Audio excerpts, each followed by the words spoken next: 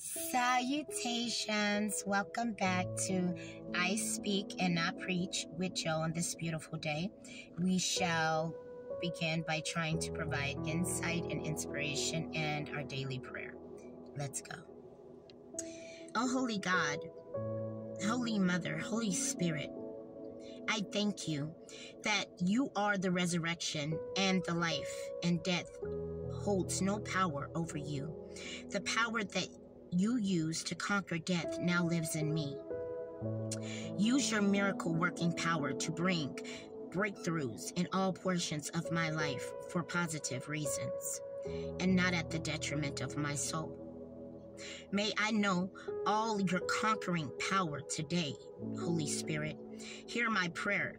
You have loved me and you have freed me from my sins as I am the blood. To you be glory and be the glory and the power forever and ever by the glory and conviction of the Holy Mother, Holy Spirit, Holy God, Holy Ones. And it will be, so shall it be. Today's good word is Romans chapter 14, verse 12, and it says, "So then each of us will give an account of himself unto God."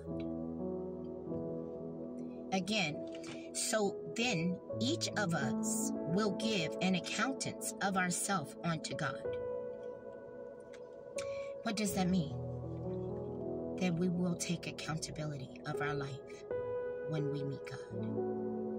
God is not going to ask you about me. No. That's not going to be the question. God is not going to ask you what your sister did while she was here. God is not going to ask you what even your children have done while they were here. God is going to ask you for an accountance of you while you were here. God doesn't care about if Beyonce knows or doesn't. God doesn't care of public trial of men, as man has decided to be the judge of God. So all I can tell you is this: God is not going to ask you of your neighbor. God is going to ask you of oneself. And what are you going to say? God, it was more important for me to work on my neighbor than for me to work on myself. It was more important for me to cast a spell than for me to save myself from hell. It was more important for me to bring and see the demise of my brother than see my children grow up and graduate and get married. God is not going to ask you of another man, but God is going to ask you of you. And I hope that everybody is ready to stand up and say who they are, because you may be able to convince another man that that's not you, but you're not going to be able to pull the wool over God's eyes and convince God that you have not done the things that you have.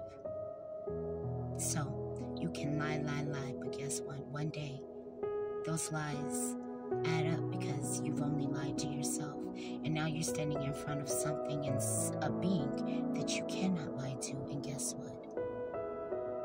Now all you can do is tell the truth. And I pray it sets you free.